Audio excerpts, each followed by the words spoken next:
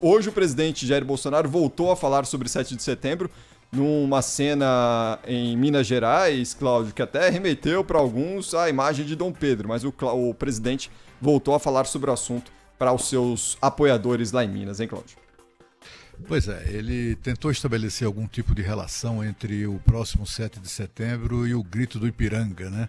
Dizendo basicamente que será um 7 de setembro histórico, ou ele não usou essa expressão, mas disse que será um muito importante esse 7 de setembro que vem, e o comparou ao grito do Ipiranga, mas disse que será um grito sem espada levantada para o alto, né? Então, enfim, está ali uma no cravo, outra na ferradura. E também, novamente, ele reiterou o seu compromisso de obedecer à Constituição, as chamadas 4 linhas que ele usa, né? Ele usa essa expressão, as 4 linhas da Constituição. Tomara que não só o presidente, como seus apoiadores observem o que a Constituição determina, tanto quanto as autoridades de uma maneira geral, né, de todos os poderes, inclusive do Poder Judiciário. O que a gente tem visto são ações muito, muito duras com relação a qualquer fumaça de ameaça, digamos assim, de ativistas bolsonaristas, mas não se vê medidas idênticas adotadas pelo Supremo Tribunal Federal contra, por exemplo, manifestações organizadas pela oposição, né? E se for verificar o histórico de uns e outros, de manifestações de um lado e de outro, a gente sabe muito bem do que estamos falando, né? Estamos falando que há o risco mesmo de conflito se prevalecer em outras cidades, o que essa irresponsabilidade que prevalecerá em São Paulo, permitindo a manifestação contra o Bolsonaro no Vale do Anhangabaú. Como você disse ontem, a expressão muito feliz é longe da Avenida Paulista, onde se dará a manifestação, digamos assim, da turma que veste verde e amarelo, mas também é perto, né? Então, assim, a polícia terá muito trabalho, tomara que consiga evitar um conflito, um encontro, né? Porque já aconteceu isso antes, né?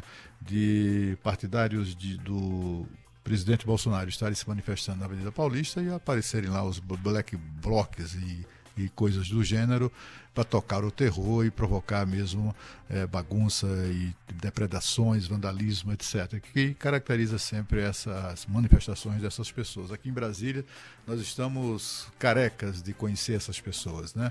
Quando houve aqui, desde 2013, daquelas célebres manifestações de 2013 para cá, foram inúmeras as vezes que Brasília contou os pedaços ou recolheu pedaços de coisas que foram destruídas, de veículos a prédios públicos que foram invadidos, foram inclusive incendiados, tentaram destruir o Palácio do Itamaraty, que é a sede do Ministério das Relações Exteriores.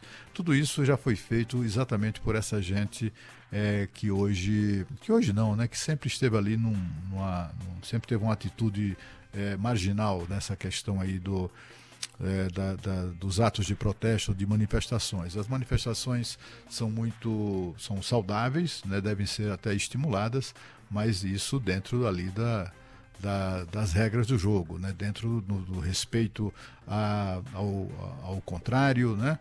O respeito à opinião alheia e, sobretudo, o respeito à integridade física das pessoas, para além, evidentemente, da integridade do bem público, do patrimônio público e privado, né?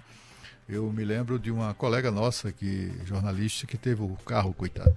Ela se sacrificou muito para comprar um carrinho popular e simplesmente destruíram o carro dela. Ela parou ali no estacionamento próximo à Catedral de Brasília. Quando ela voltou para pegar o carro e ir embora, porque não pôde pegá-lo antes da manifestação, estava tudo fechado, etc. O carro estava virado, totalmente destruído. Os caras simplesmente pegaram o carrinho que estava lá estacionado e viraram o carro e destruíram o carro. Eles destruíram o ônibus, destruíram mesmo, né? Depredaram e depois tacaram fogo em vários ônibus. Esse tipo de manifestação a gente já viu antes, né? Se voltar a acontecer, não será exatamente uma surpresa, mas a gente espera que não se repita, né? Eu acho que do ponto de vista do vandalismo, da violência, não há o que temer com relação aos apoiadores do Bolsonaro, pelo menos se você olhar para o histórico dos últimos 2 anos e meio, e até antes disso, né, de manifestações dessas pessoas. Eles defendem até teses absurdas, mas não praticam violência, não promovem depredações nem vandalismo, né? Então, assim, se essas pessoas se comportarem como se têm se comportado nesse período todo, né, em que se posicionaram favoravelmente ao governo e suas teses, etc., aí tudo bem, vamos chegar no final do dia 7 aliviados porque nada aconteceu. A dúvida é se o mesmo comportamento será observado dessas outras pessoas, né, dos opositores, porque tem um histórico, como eu disse, de vandalismo e depredações, etc. Mas a maior preocupação, eu acho, tem que ser o encontro, né? Tem que ser evitado isso, né? O conflito entre manifestantes. Aí não, as consequências serão imprevisíveis. O que a gente espera mesmo é que a democracia seja plena, as pessoas protestem, mas de fato sem nenhum tipo de violência.